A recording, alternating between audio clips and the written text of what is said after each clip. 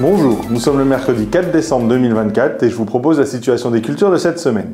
En ce qui concerne les colzas, la végétation ralentit avec la baisse des températures, donc on est maintenant au moment idéal pour réaliser les estimations de biomasse entrée-hiver.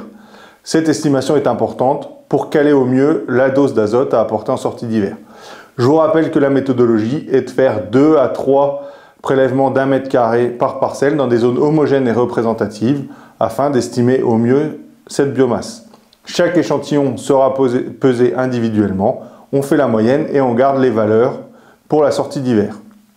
En même temps que cette pesée de biomasse, on peut également faire une berlèse pour estimer le risque larve d'altise. Donc le principe, je vous le rappelle, c'est de faire sécher une vingtaine, entre 20 et 30 pieds de colza et compter le nombre de larves pour déterminer le nombre de larves par plante si c'est nécessaire d'intervenir ou non.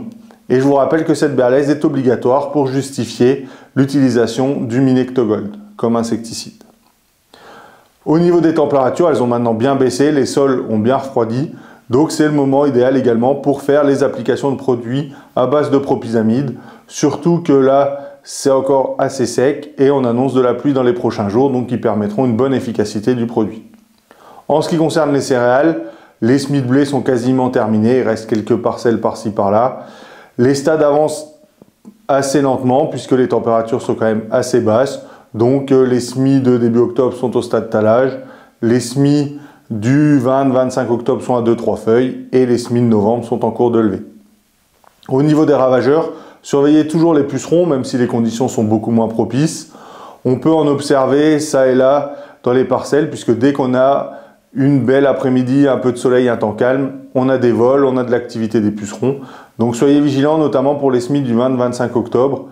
S'il n'y a pas eu d'insecticide, allez voir, ça peut peut-être être intéressant d'en faire un. Pour les derniers semis, pour le moment, il n'y a pas de danger. Mais soyez vigilants, si au cours du mois de décembre, on a de nouveau des redoux, soyez vigilants sur ces parcelles. Pour les premiers semis qui sont maintenant au stade talage, normalement le risque est moindre, donc là on n'a plus de danger.